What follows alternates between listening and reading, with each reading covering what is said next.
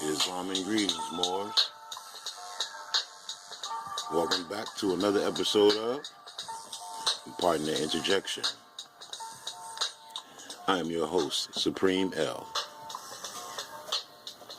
I would love to give high honors to Prophet Noble Drew Ali and all the active Moors in their due diligence in the upliftment of fallen humanity. Here on Pardon the Interjection, we dig up information to disseminate to the people, because this is the time we definitely need a lesson, a history lesson, a mystery lesson. And for all those so-called naysayers of the movement and is in the business of keeping our people subjugated, dumbed down, and illiterate, we got something for you. Just keep playing. Keep playing. Keep playing. We got something for you. Today's show is a very special show. We have a very special guest today.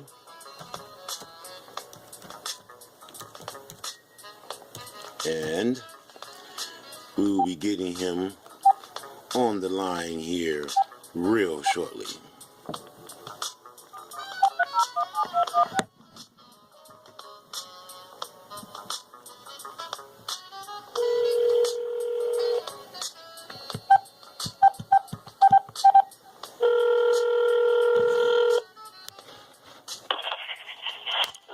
Islam and greetings. Welcome, family. On the phone line, we have that good brother, the illustrious, honorable, and I say that with pleasure, the Iron Sheik of Canaanland, Kudjo as well. What's up with you, my good brother? Yo, everything's peaceful, fam. How you doing? I'm trying to hang, baby. You know, just getting the family together and, just doing the thing. I hear that. Been doing some investigation here lately, man. What's going on with the naysayers here? What's going on? You know how the naysayers do. You know what I mean? Every time they get challenged on their claims, trying to denounce the position that the Moors have been taken under the tutelage of Noble Drew Ali, they resort to violence and calling people out in their name and things like that. Because, the truth is stern and a lot of people can't handle it. Right. But, it is what it is. You know what I mean? None of these individuals who claim or make claims are going to budge active Moors, from where we're at. Right. You know what I mean? Because, we study, we read. We're not like them who have blinders on and don't see the full picture. Right. And just in it for fiat. Yeah, if you want to call it fiat, because fiat was 1933. Right. We're beyond fiat right now. They're not even chasing fiat right now. So go ahead and name names. Name names, bro. Well, we realize that names bring attention. Right? Names bring attention. So we want the people to be clear as to the genre that you want to stay away from. Forget the names. Right? Right. We're gonna put it like anybody that calls you black, Negro, colored, African American, African, Caribbean, West Indian, Black Indian, Black Ancient Egyptian, Black Historian, Black Leader. Anybody using those slave tags, leave those people alone. Get as far away from those people as soon as possible, because they are out to enslave you, whether it's mentally, spiritually, emotionally, financially, socially, militarily, you name it. Once they're using those slave tags, their job, their duty is to keep you below the beast of the field. To keep you as property. Wow. Because Noble Ali told the Moors that you have those names because they were given to you by slaveholders. Right, right. Not slave masters, slaveholders. Why? Because when you go back again and you look at Django, the Django movie, the slaveholders were the Moors, dark-skinned people. Right. You know, European over here that had no plantations and stuff like that, enslaving dark-skinned people. Right? Right. It's not something that existed out here. Right? Right. Dark-skinned people. So when people say, oh, the Moors sold their people into slavery, yeah, because you didn't want to be Moors. You want to be niggers. You want to be niggers. You want to be everything that you're not. And because you want to be something that you're not, then we use you as you want to be. And then again, when we look at the Django movie, right? And I don't know if you have some feedback. Well, it's just, man, it's crazy, man. It's just crazy how, you know, we look at it and we see that, you know, to an untrained mind, you know, it may seem like, well, this is the truth of what they're telling me, and you know, black power and you know, and for an untrained mind, man, that could be like really detrimental. You know what I'm saying? Especially when you have babies and children. We're going to say again, look at the Django movie. When they went to go visit the plantation, right? Right. And Django was on the horse. The so-called slave master, not the holder. Remember, the holders were the dark-skinned people. The masters were the Europeans. Right? But how do you become a master? Somebody puts you there. Right? Right. The master told Django, what are you doing on that horse? Right, yeah. You're not going to be riding that horse around my niggers. Right, that's Why? right. Because the more, remember, at this point, Django already spiritually proclaimed his freedom. Right. He wasn't dressing like a slave anymore. Right? He picked out his own outfit, picked out his own saddle and all that type of stuff. That's right. So he was being what he knew. When Moor, this is equivalent to a Moor going into the court and the judge kicking the Moor out of the court. Right. That's the same thing as the slave master telling Django, get off the horse. Pardon me. So with the what's brother name that was in there? What's the other brother that was in there, bruh? The older Samuel L. Jackson. Okay, so Samuel would be like one of these brothers out here that's preaching that black power shit. No, so Samuel L. Jackson is directly one of the individuals or the individuals that try to keep the black stuff alive. Working with the master. Right. But because remember, they are using the Moorish paradigm to have a certain position, even though they're not speaking from status. Right. Because they're dark-skinned people, so, you know, they have a right to say certain things. Now, Now you have the master who, and if we put that in context of modern times, right? We have the master, Cointelpro, FBI, CIA, U.S. democracy or whatever like that. Right. Right. Using Obama, black leaders, you know, even in the conscious community, in order to keep the people dumb. When they know better. They know it. They know it. And they're really supposed to be teaching the people, but if they teach the people, then that means they're going to be at odds with their master. Like, remember, the master isn't the master of the slaves. The master is the master of the overseers. Of the overseers, right, right. The slaves are free. They can walk off the plantation if they want. There's 500,000 slaves with one slave master. You tell me these people don't have enough common sense to say, hold on a second, we all remember this guy. Why don't we just kill this guy at the night when he's sleeping and take the plantation over? Right. Right. Common sense. You don't have to think hard. You don't even need a language for that. You don't even need a culture for that. Well, let me do something right. They have their overseer to keep them dumbed down.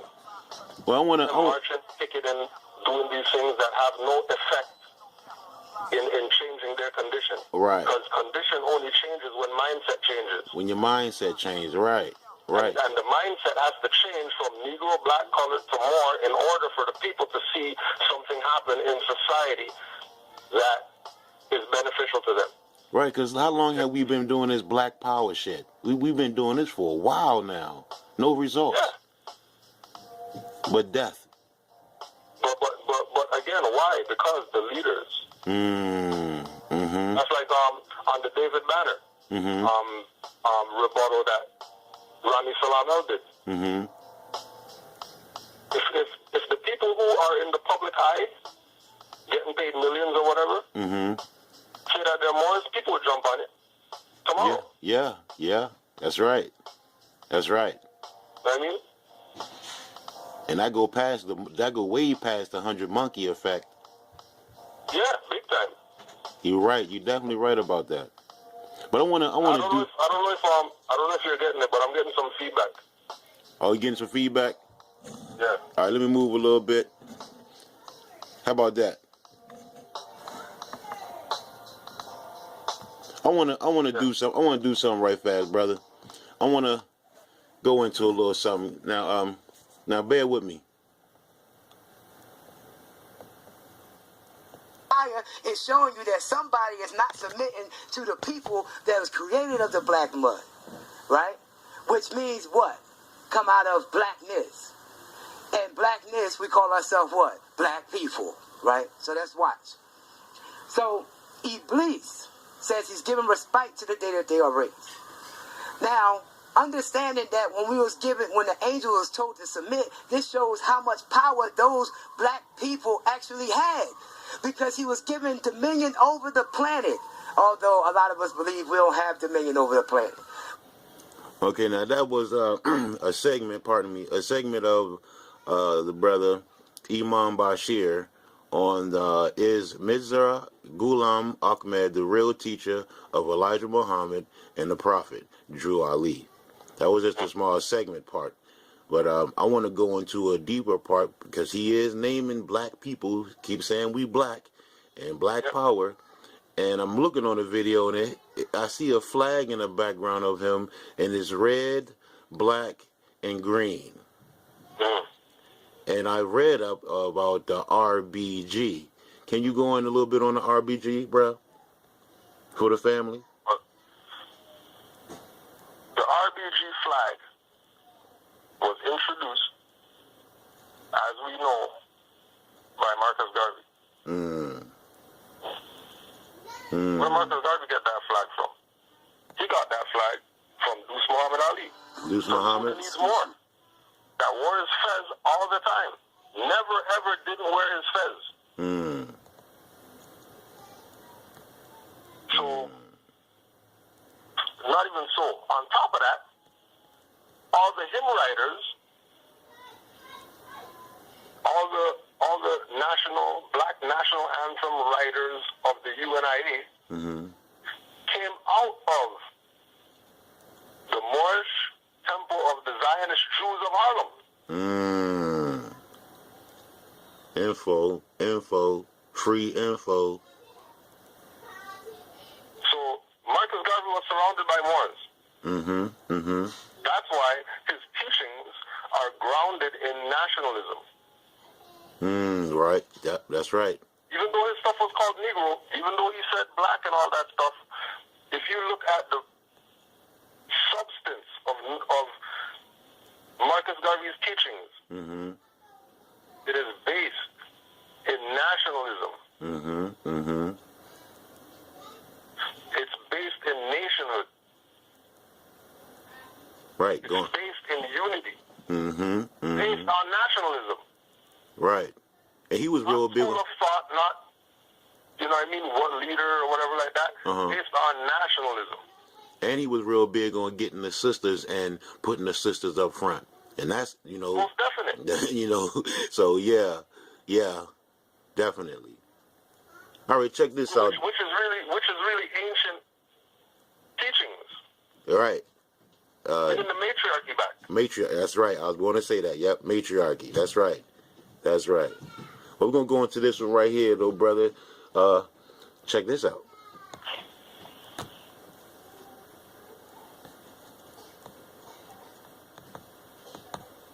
Accepted a lot of his teachings. In particular, you see where the white man's the devil came from.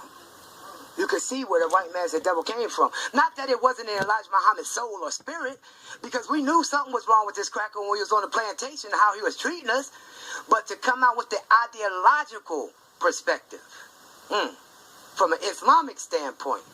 Because all of the other ulama Muslims talking about the devil is a mysterious creature. You understand? Let's look. So you go up here to the Nation of Islam store. Let's go through their books. Let's see. The New World Order. What they got up there for sale? Maulana Muhammad Ali. Do you know that's one of the students of Mirza Ghulam Ahmed, right? What do they got over there for the Muhammad the Prophet book? All right, we're going to pause right there for a second, but we're going to stay tight there. Now, he keeps saying and referring to this Mirza Ghulam Ahmed guy. And, you know, he refers to the European as a white devil and keep trying to push that paradigm of the white devil thing that he has. But yet, I looked and pulled up a picture of Mirza Ghulam Qayadini, and it's clearly a European, brother. Well, we know that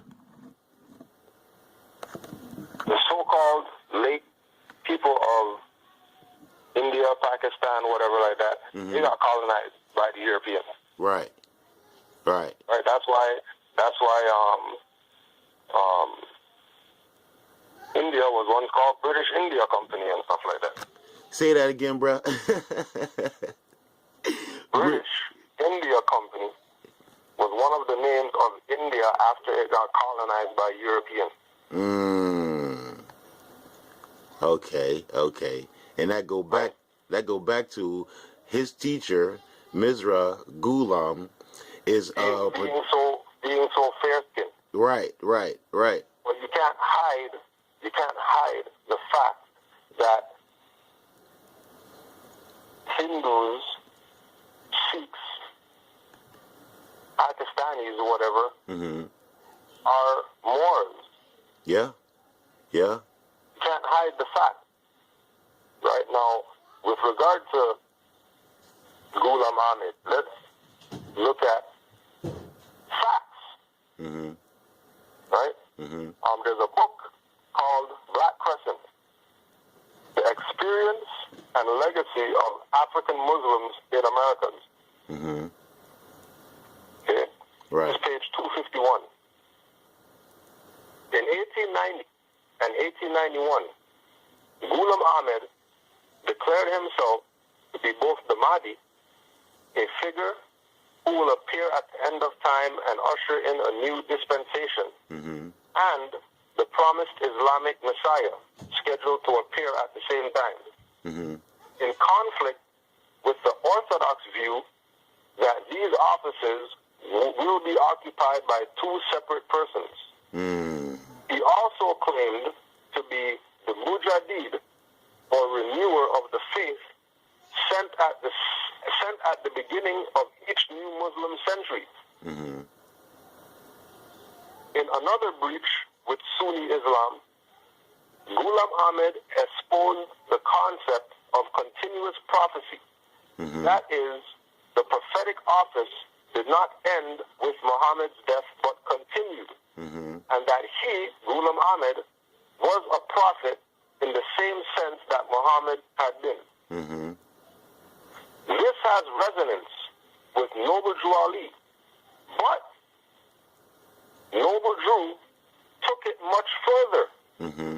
by prescribing to the concept of reincarnation. Mm. It was not simply the office of the prophet that continued, but the prophet himself. Mm. Mm. Mm. Teach, brother. When we look at Teach, brother. people's perspective of Noble Drew Ali, Mm-hmm. and then connecting him to all these other Islamic, people who came to America teaching, Mm-hmm. espousing whatever, Mm-hmm. right? It's not the same. Because it's a documented fact that Noble Drew Ali was a Cherokee. Right. Yes. That's right. It's a documented fact that Noble Drew Ali was born in North Carolina amongst so-called Native Americans over here. Mm-hmm.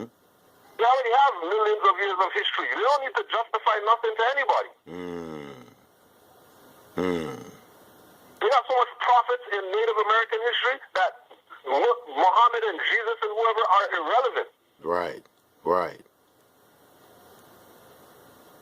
But, because he's a prophet, his job was the uniting of Asia and bringing all these separatists together under the purview of Moorish nationality.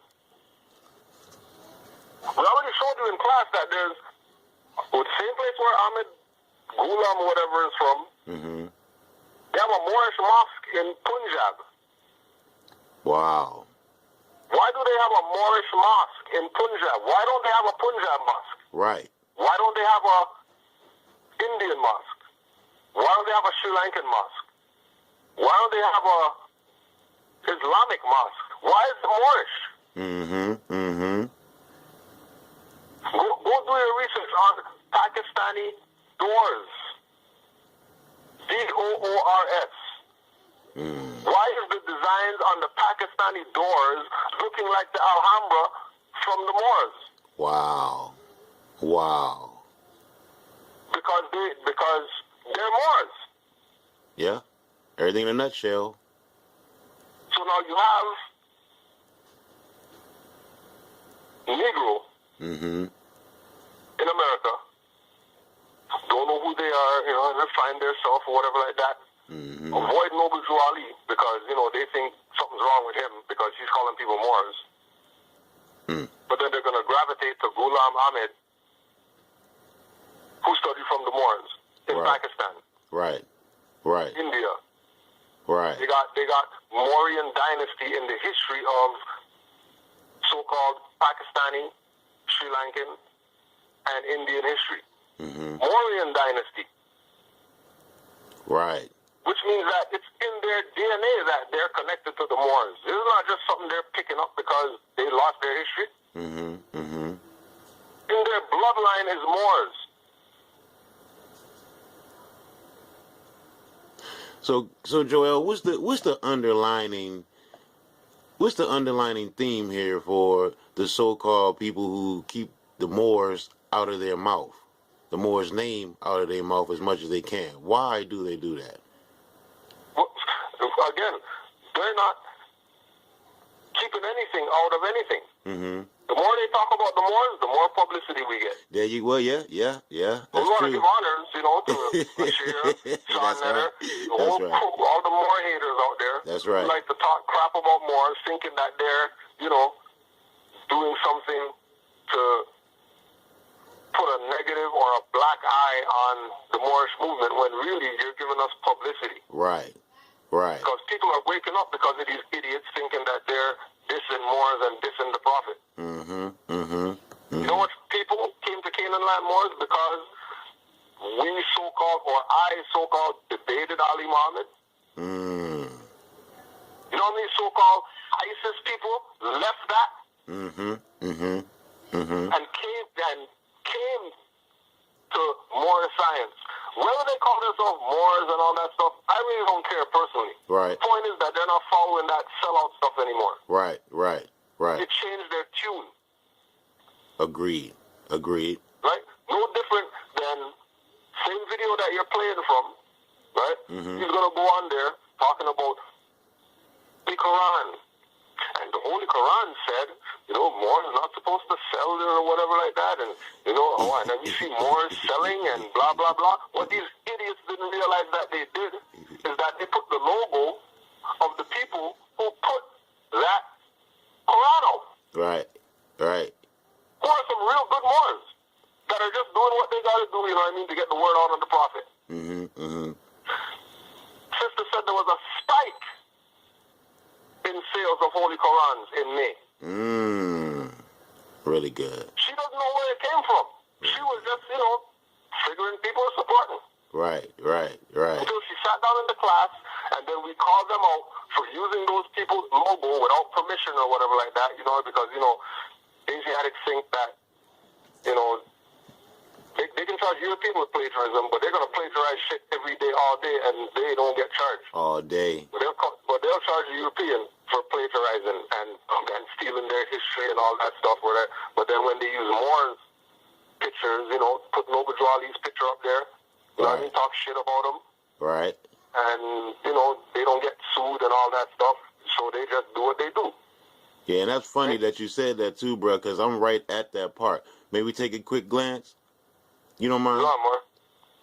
All right, here we go. Yeah, Mirza Ghulam Ahmed alayhi salam. So we got a quick question right here.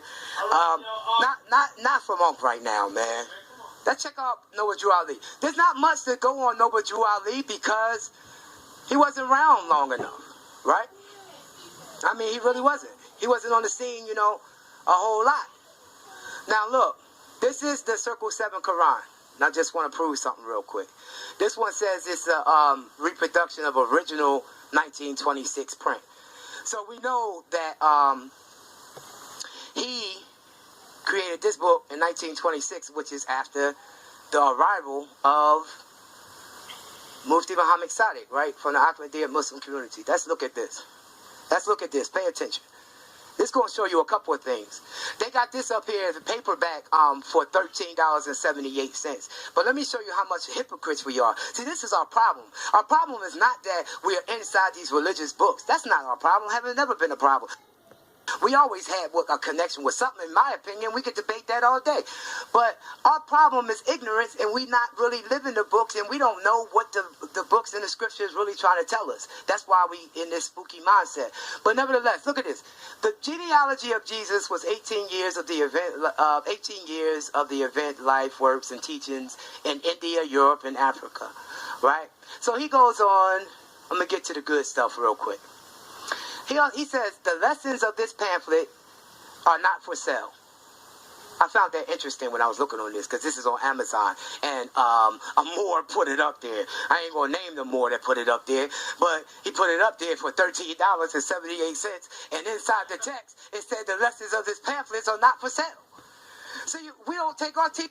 See, now, with this whole thing right here, he stops right there. And that's the problem I have, because he doesn't go on and finish that statement. You know what I'm saying? So, for right now, I'm going to go up and look at it.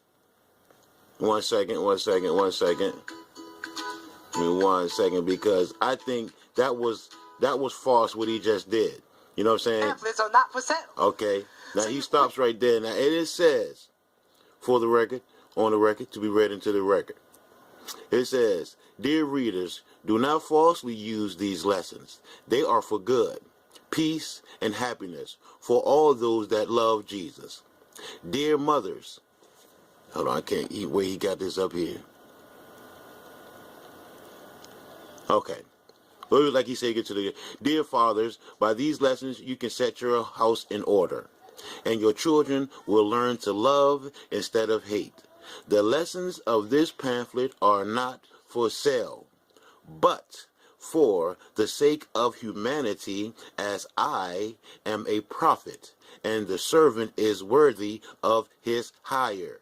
You can receive this pamphlet at expense." See, we dealing with half-truths, man. Half-truths, brother. So that means they're trying to play people. They're trying to play Moors. Crazy. Right? Which is unjust. Yes. When you really look at it, it's really unjust. Now, another thing that I want to put on the record, for the record, let the record show. The individual made the claim that, I'm not going to mention their name or whatever like that, but he has the logo and the name of who put the thing out. Yep. Well, he's not going to mention the name, but the logo is sitting right there with the name written on it. Yeah. So you know where you can go get the Holy Quran. That's right. That's right. That's right. And people went and got the Holy Quran based on that. Right? Without him mentioning the name or whatever. So Allah works in mysterious ways, you know, praise Allah. Yes, all praise be to Allah. I want to put a shout out to my big brother, Brother Denham L. Yes, please. What's up, Denham? Who people might know as Professor Iself. Okay. You can Google him, YouTube him, Denham L, Denhamel, Denham L. We did some Skypes with him. He's high in the spiritual realms of Islam. He does salat and all that stuff, but he's not doing no salat on some Muslim low-level perspective. Right. This is what he had to say. This Bashir dude is hilarious. The first Ahmadiyya mission and branch was in 1920. The Prophet was already on the scene for 7 years prior. The Ahmadiyya was formed in 1889. The Prophet was 3. And the Ahmadiyya teachings didn't hit American shores till 1920.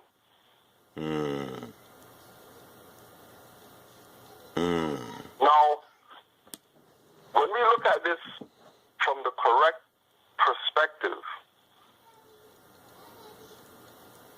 the correct perspective is that the Ahmadiyya movement came out of Sufis.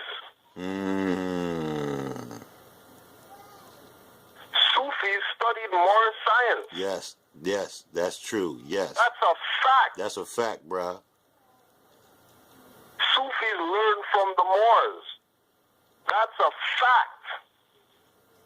So for somebody to come out now in 2015 and tell these Negro, black, and colored classified people out here that don't listen to what the Moors say, listen to what my teacher, Ghulam Ahmed Nizar or whatever says, but not tell them that his teacher learned from Moors is unjust and criminal. And these people shouldn't be getting any attention. At all.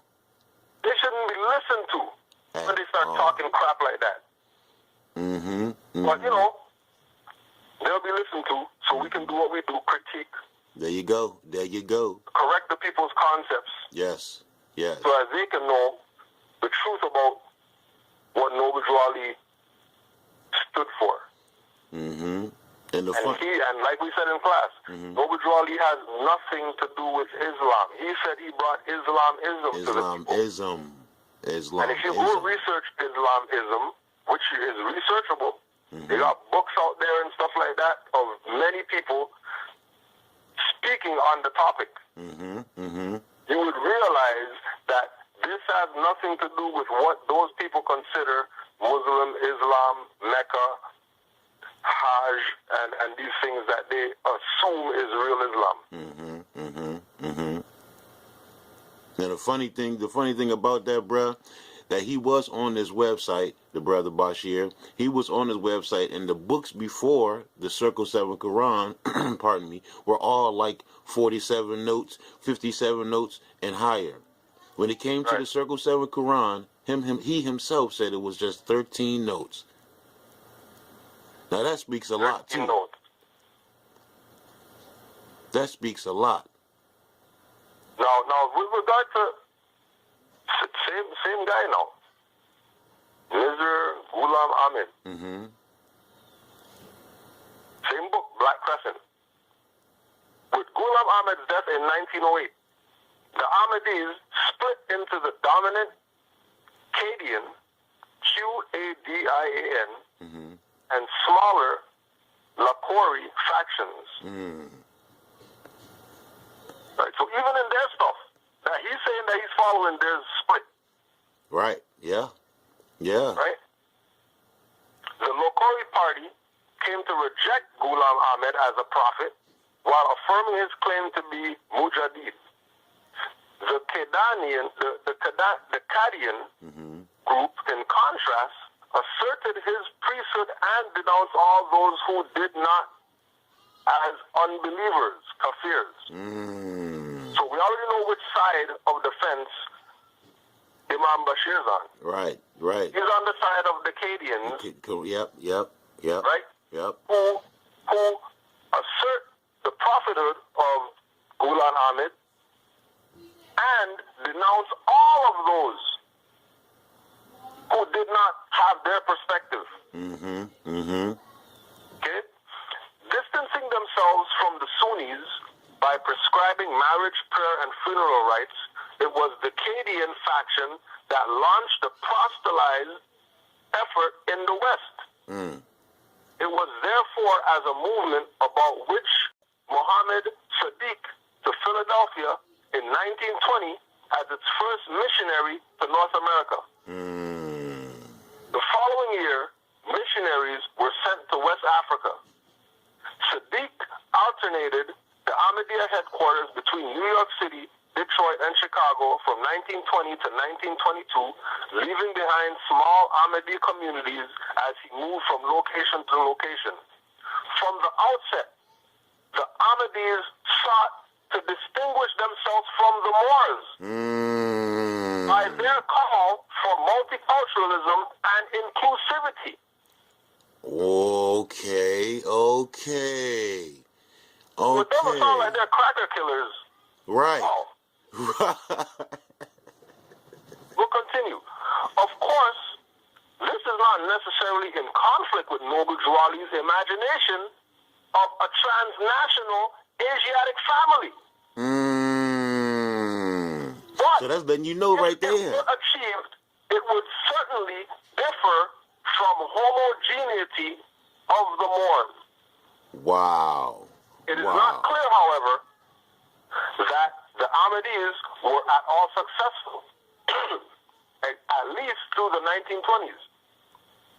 The Ahmadis were able to attract some African Americans to the movement, but evidence of their ability to persuade Orthodox Muslims to do the same is lacking. So their purpose really is to sway Negro black colored people into following their perspective, right? Not even bother with Sunni and Shiite or whatever like that. Their main focus is the so-called African Americans. Right. Who we already know are Moors. Right. And they don't need to be adopted into anything to be claimed that who they are or whatever like that, have a religion, have a prophet, have whatever. They're Moors. They're Aboriginal indigenous people to the land. They don't need nobody. Now you see how themselves. You see how this is, family? You come to here to one of our many platforms, Partner Interjection, and you get the real story. You see, Bashir did break down a story, but in his perspective. You get the real perspective here. My brother Kudjo Adwell is giving you the real perspective on things. Continue, family. Okay. The context is interesting. Those Muslims from India and Central Islamic lands who were able to get past racist U.S. immigration laws, how'd they do that? Remember, this is 1920s. Right. Deep in the thickness of it. Deep in the thickness of it. Of the racial tensions. Right? But they're able to come over here and set up stuff. Set up organizations and all that type of stuff. How are you doing that if you're not siding with the European? Exactly. You have to be siding with the European. Yes. Why? Because 1920s,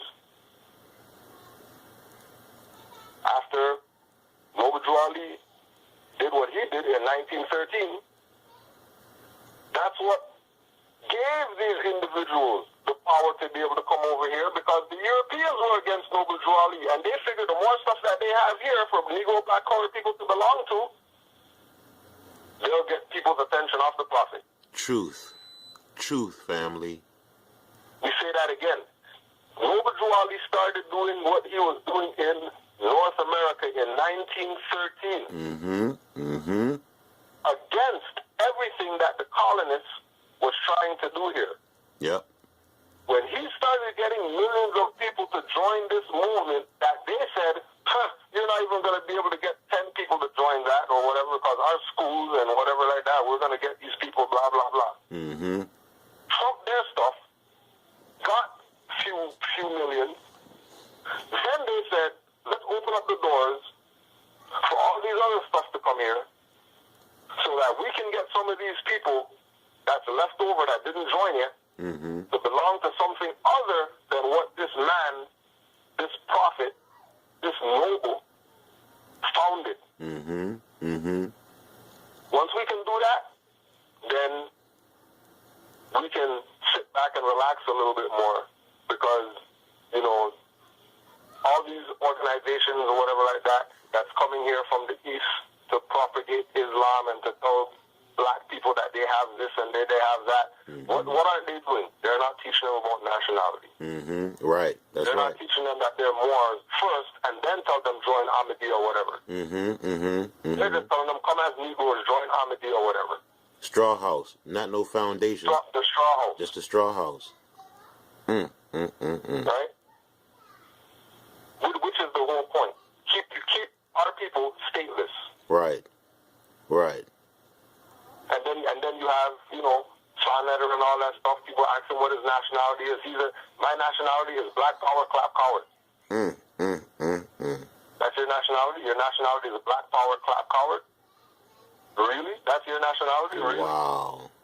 And when asked to prove that, you don't have no ID that says your nationality is black power, clap coward? This guy says he's Imam Bashir or whatever like that. When we ask him, what's your nationality? Your stuff probably says African American on it. Or black. Which are all dead. Which are all dead statuses. Which means technically you're a fraud.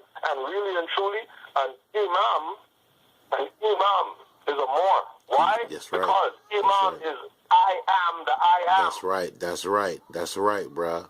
That's right. Islam is I, self-law, and master.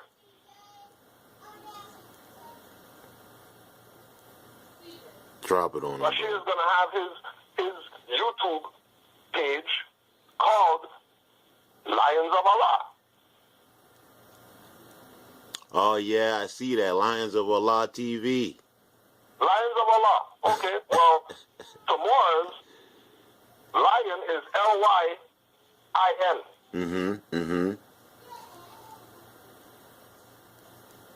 L-Y-I-N.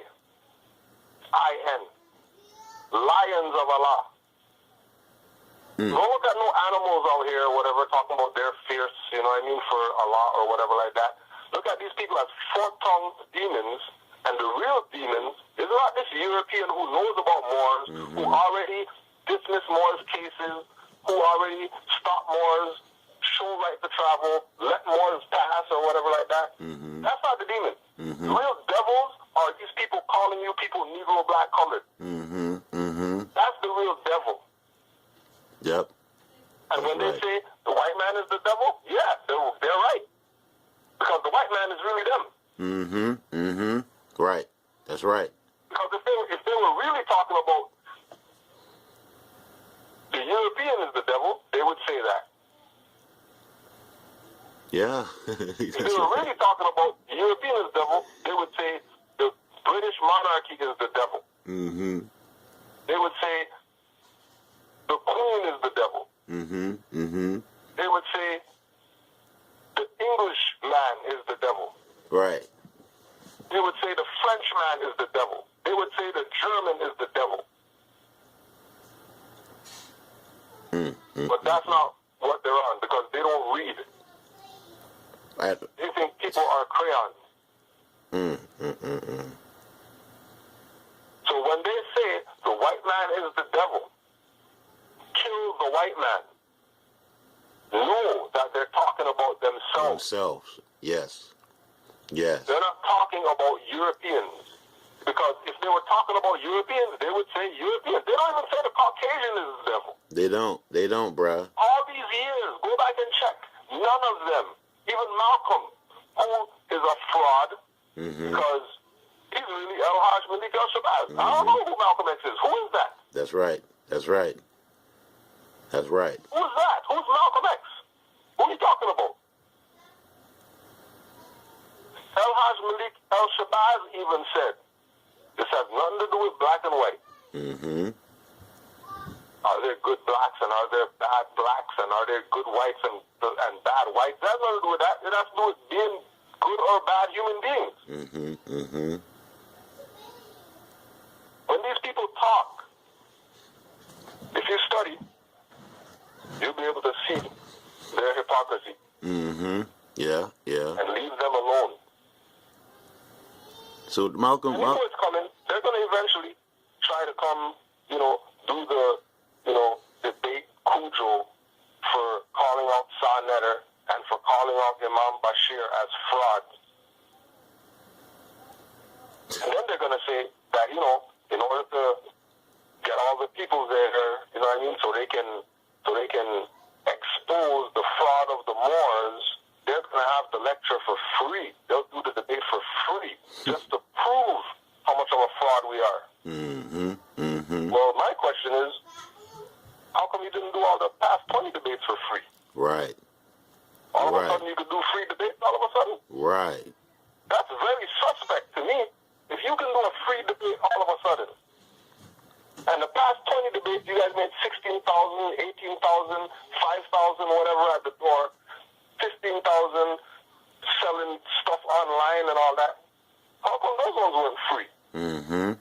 Obviously, these people have no respect or honor for their people's mind state. Their job is to fleece the people. And trust me, there's not going to be any debate with Kudjo coming anywhere to be in front of niggers talking about justifying anything or defending anything that these Negroes say. No need, bro. Why? Because I'm not going to be Vaseline. I'm not going to be lube for these people to, excuse my French, fuck their people's mind. Speak it, brother. I'm not the one. I'm not going to be the condom for you guys to continue to backshot your people's brains. It ain't happening. And they doing it intentionally, bruh. It's intentional. They have a motive. This is what we're trying to show people. How much time did Sanetter sit down with Taj? How much time did he sit down with Raz? How much time did he sit down with Blue Pill, Red Pill? All these people who are Moors. You're calling them niggers.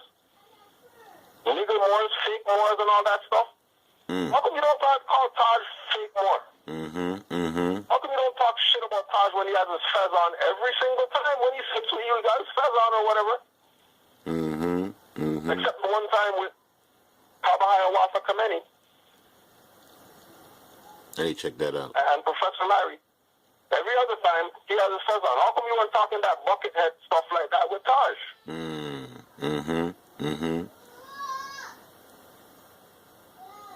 Right? Motives. And all we want is these individuals get right. Stop the BS with the people. So he's an admitted Cointelpro. He admitted it, Well, right? that's what he put on the stuff. He came out of his own mouth and said, yes, I am Cointelpro. Yes, I am an agent. Now what you going to do about it? Wow. I heard that. But I ain't check it out yet because I haven't been online. Just got back online today, but I heard that. It's right on that same video right there. Matter of fact, let me see. Actually, no, it's on the class that we did. Okay. It's on the class. Okay. The Canaanland Moors video. Okay. Comes out and says it on there. Wow. So now, is he playing? Is he serious? I didn't see no LOL or nothing on that. And if he's really Cointelpro and an agent, and he's coming out of his mouth and saying it, is it really that, he's admitting to something? Or is he really crying out for help because he knows he sold out his people all these years? Right. Because remember, all the Cointelpro agents, they always have their little cry out for help. That's right. Martin had his little cry out for help. He's at the mountaintop and, I'm not going to make it with you to the promised land, but, I'm just letting you know that you have birthright in this land, that you can claim. That's right. That's right. He also said we were refugees in our own land. Right. He also said he sold his people out into a burning building. Yeah. Right? Yeah. Sharpton, he came out. Al Sharpton came out talking about nationalize the police force. That's right. Why do you say nationalize it? All of a sudden, you want to nationalize the police force? All of a sudden. You're just out the blue.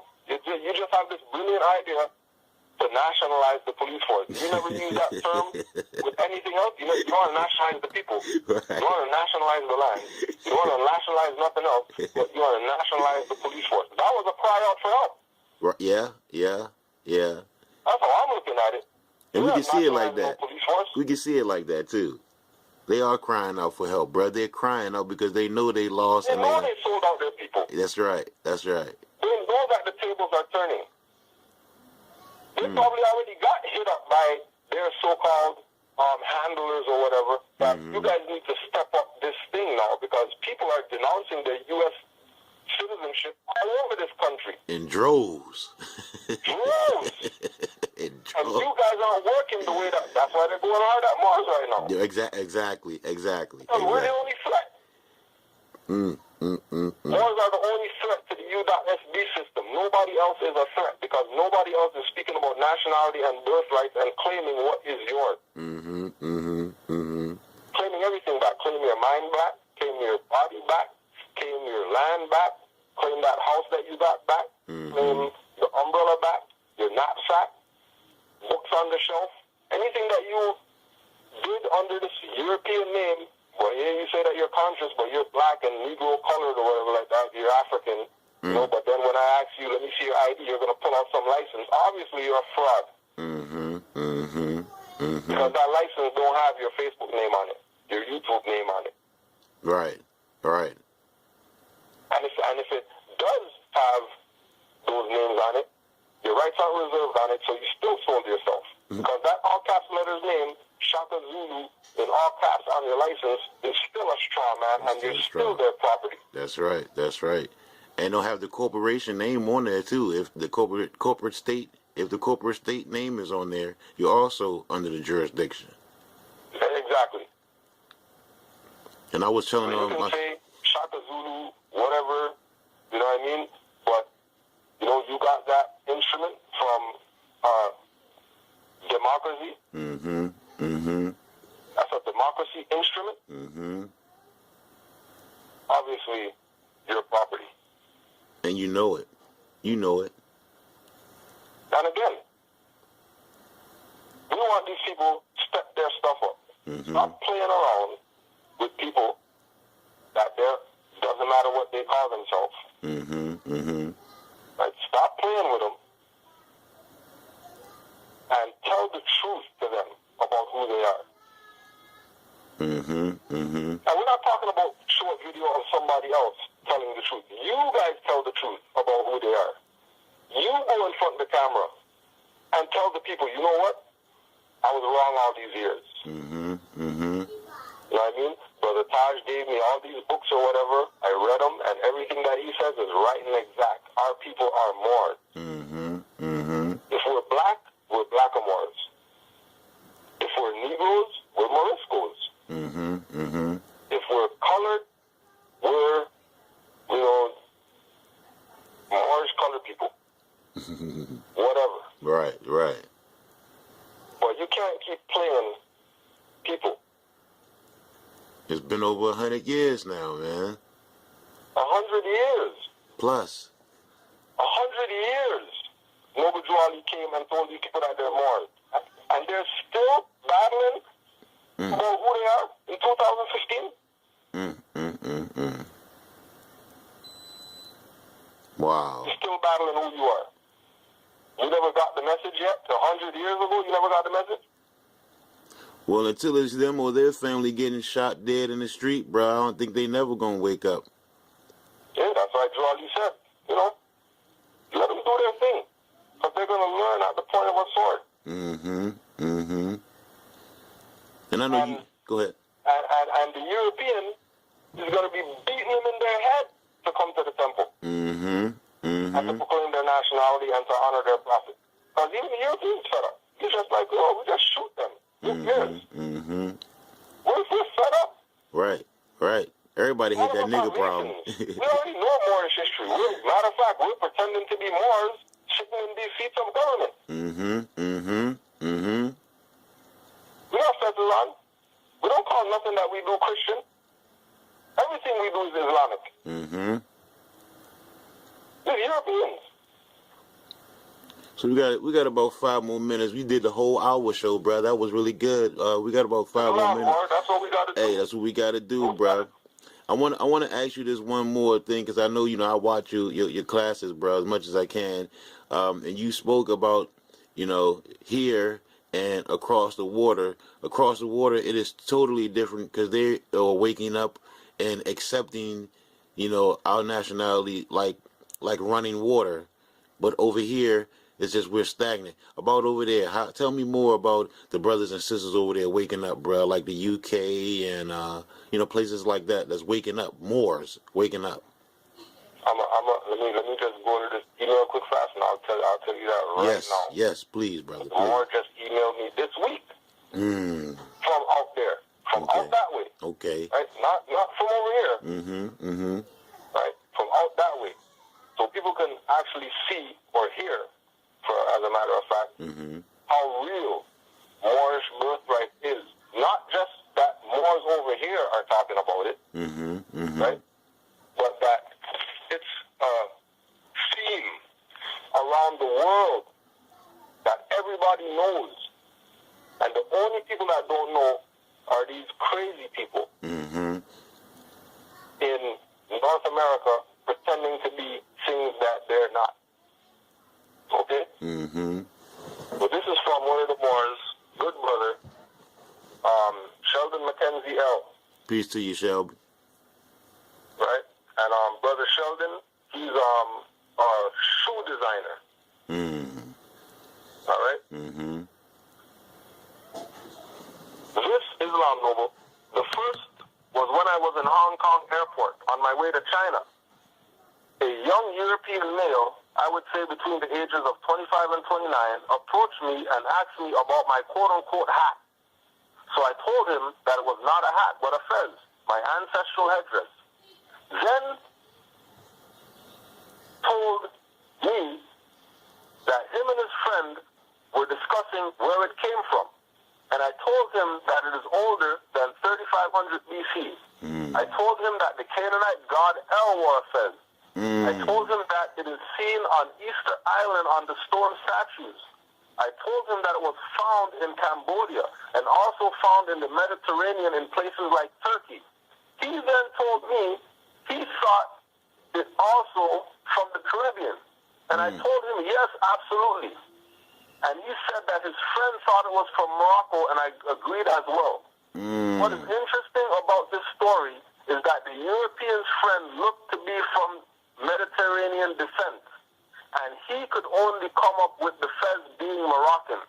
But it was the European male that linked it to the Caribbean. They know. Say that last part again, brother. Say that last part again, Joel. But it was the European male that linked the Fez to the Caribbean. Which means they know. They know. They know, bruh. Coming back from Taiwan. He's a traveler, like I said. Coming back from Taiwan, when I was in Istanbul airport, a man from Ukraine, which is cracker, white man or whatever, where they say don't respect Moors, Moors going to say whatever, cracker's going to do whatever to them anyways, right? Ukraine came up to me and said how he liked my headdress. I had my fez on, beads around my neck, baggy pantaloons style, black cotton pants. He asked me what my nationality is, and I told him. His English was very broken, but he wanted to take a photo with me. He tried several times to take the pic with his very own cell phone, but it didn't work. Wow. He then started saying, do you have voodoo? Because the pictures were blurry. Wow. One of the pictures came out, but he still sang to me and left. Wow. This is, and you only got 5 minutes, but I'm going to just go through one word. Go, do your thing. He said, like, all these testimonials from all over the world, right? My next experience was when I was in London this past weekend. This was really interesting. I wore my fez the entire time I was there, and the amount of respect I received from the people on the street was incredible. I went to Brixton, and this is an area, I believe, that has most concentration of undeclared Moors in London. It really reminds me of Brooklyn back in the day with a lot of street vendors and whatnot. Anyway, so I'm walking around that shopping at vendors, looking at beads and stuff, and strike up a conversation with the woman and her assistant selling bead necklaces. So the assistant asked me, where am I from? So I tell them my nationality is Moorish American, and I was born in Canada Territory. And the brother says, oh, so that is why you are wearing the quote-unquote hat. So I went through the yes, but it is not a hat, it's a Fez conversation. But he knew what a Moorish American was. And he gave me respect and adapt. And we chopped it up for a bit. And I kept it moving. Next was when I was walking through the area, they were selling food. And I passed by this shop selling meats owned by some Arabs, I would say. And they saw the Fez, they looked at me, gave me a nod to say respect, and they said, Assalamu alaikum.